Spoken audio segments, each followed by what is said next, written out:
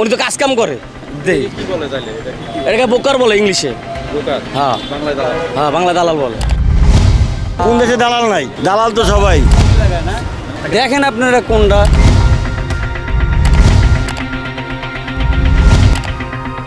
আগারগাঁও বিভাগীয় passport office. সাধারণ মানুষের হাতে পাসপোর্টের আবেদন কিংবা জরুরি কাগজপত্র দেখলেই ছুটে আসেন দালালরা।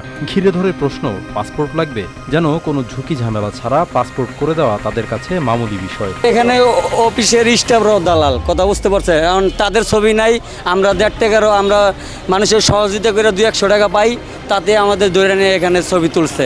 আর ভিতরে যে অফিসাররা যে ঘুষ খায় সেটার কোনো নাম নাই, তাদের ছবিও নাই। দালালদের উপদ্রব মাত্রাতিরিক্ত হওয়ার পর পাসপোর্ট কর্তৃপক্ষ সাধারণ মানুষকে হয়রানি থেকে রেহাই দিতে অফিসের মূল ফটকে দালালদের ছবি সম্বলিত ব্যানার টানিয়েছে।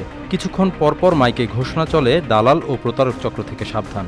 কিন্তু তারপরেও সেই চিহ্নিত দালালদের দৌরাত্ম্য কতটা কমলো পাসপোর্ট অফিসে? দালাল তো আছেই ভাই, দালাল ছাড়া কি আর পাসপোর্ট হয়?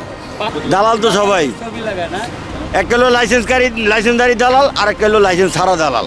আগারগাঁও পাসপোর্ট অফিসে সরজমিনে অনুসন্ধানে টাইমস অফ বাংলাদেশ মুখোমুখি হয় দালালদের। তবে দালালের বদলে নিজেদের ব্রোকার বলতে স্বাচ্ছন্দ্য বোধ করেন তারা। অবশ্য অভিযুক্ত এসব দালালদের অভিযোগ, পাসপোর্ট অফিসের ভেতরে আর নিরাপত্তার দায়িত্বে থাকারাই এখানকার বড় দালাল।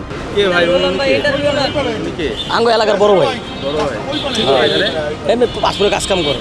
পাসপোর্টের কাজ করবে ওনার ছবি যে দেখা গেটে টানানো দালাল হিসেবে ওই দালাল হিসাবে চুরি করলো ছবি থাকে থানার সামনে, আর এনে কাজ করে ওই যে ধরে নিয়ে ছবি তুলছে। উনি দালাল না উনি তো কাজ কাম করে দে কি বলে তাইলে এটা কি এটাকে বোকার বলে ইংলিশে। বোকার হ্যাঁ বাংলায় দাঁড়ায় হ্যাঁ বাংলা দালাল বলে। সেবাগ্রহীতারা বলছেন, শুধু বাইরে থাকা দালালদের ছবি টানানো বা আটক করলেই সমস্যার স্থায়ী সমাধান হয় না। কারণ পাসপোর্ট অফিসের কিছু অসাধু কর্মচারীরাই এই দালাল চক্রকে আশ্রয় প্রশ্রয় দেন। এখানে গেটের ছবি টাঙানো এটা জাস্ট হচ্ছে একটা শো। এখানে যাদের ছবি টাঙানো আছে তারা এখানে এখনো কাজ করতেছে আর কি।